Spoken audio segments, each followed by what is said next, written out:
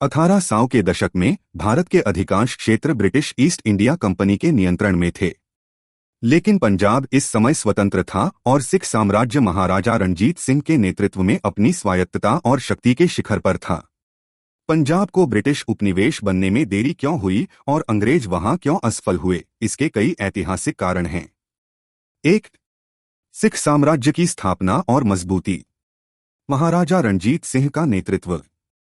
1799 में रणजीत सिंह ने लाहौर पर अधिकार कर लिया और 1801 में खुद को सिख साम्राज्य का महाराजा घोषित किया।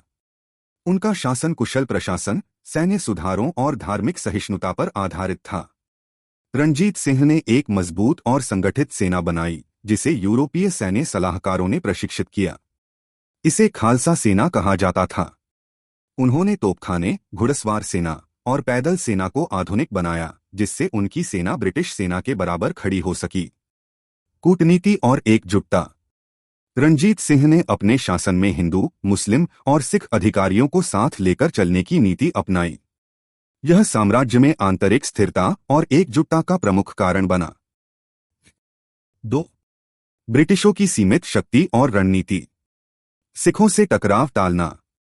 ब्रिटिश, जो भारत के अन्य हिस्सों पर नियंत्रण स्थापित कर चुके थे, रणजीत सिंह की शक्ति और सेना से वाकिफ थे।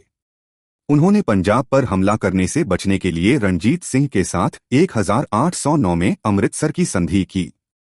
इस संधि के तहत अंग्रेजों ने सतलुज नदी को सिख साम्राज्य और ब्रिटिश भारत की सीमा के रूप में स्वीकार किया। उत्तर पश्चिमी सीमाओं पर खतरा। ब्रिटिश अफगानिस्तान और फारस, आज का ईरान, से आने वाले आक्रमणों को लेकर चिंतित थे। रणजीत सिंह ने इन आक्रमणों को रोकने में एक ढाल का काम किया, जिससे ब्रिटिशों को सीधे पंजाब पर आक्रमण करने का साहस नहीं हुआ। 3. रणजीत सिंह की सेना का कौशल। आधुनिक सैन्य तकनीक। सिख साम्राज्य की सेना ने आधुनिक युद्ध कौशल और हथियारों का इस्तेमाल किया। रणजीत सिंह ने यूरोपीय तोपची और इंजीनियर जैसे जनरल वेंचुरा और जनरल एलार्ड को नियुक्त किया, जिन्होंने उनकी सेना को पेशेवर बनाया। पेशावर और अफगानिस्तान में विजय। रणजीत सिंह ने पेशावर और अफगानिस्तान के कुछ हिस्सों पर विजय प्राप्त की, जो उनकी सैन्य ताकत का सबूत था। यह जीत ब्रिटिशों के लिए एक चेतावनी थी कि पंजाब को हराना आसान नहीं होगा। 4. रणजीत सिंह की धार्मिक सहिष्णुता और लोकप्रियता। सांस्कृतिक और धार्मिक एकता। रणजीत सिंह ने अपने साम्राज्य में सभी धर्मों को समान अधिकार दिए। उन्होंने हिंदू और मुस्लिम समुदाय के प्रति सम्मान दिखाया।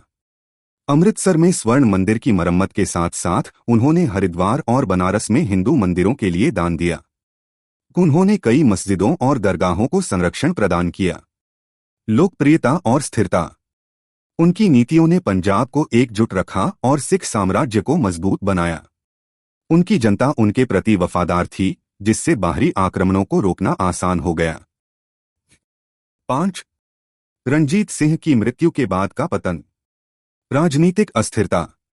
1839 में रणजीत सिंह की मृत्यु के बाद पंजाब में उत्तराधिकार को लेकर संघर्ष शुरू हो गया। उनके उत्तराधिकारी कमजोर थे और आपसी विवादों के कारण साम्राज्य में अराजकता फैल गई। अंग्रेजों का लाभ उठाना। ब्रिटिशों ने रणजीत सिंह की मृत्यु के बाद पंजाब की कमजोर स्थिति का फायदा उठाया। 1845 से 46 में पहला सिख युद्ध और 1848 से 49 में दूसरा सिख युद्ध हुआ। 1849 में पंजाब को ब्रिटिश साम्राज्य में शामिल कर लिया गया। 1800 के दशक में महाराजा रणजीत सिंह के कुशल नेतृत्व, संगठित सेना और कूटनीति ने पंजाब को ब्रिटिश नियंत्रण से स्वतंत्र रखा। रणजीत सिंह की नीतियां और ताकत ब्रिटिशों के लिए एक बड़ी चुनौती थीं। हालांकि उनकी मृत्यु के बाद सिख साम्राज्य कमजोर हो गया, जिसका लाभ उठाकर अंग्रेजों ने पंजाब पर कब्जा कर लिया। रणजीत सिंह का शासन भारतीय इतिहास में स्वतंत्रता, धर्मनिरपेक्षता और कुशल प्रशासन का उत्कृष्ट उदाहरण है।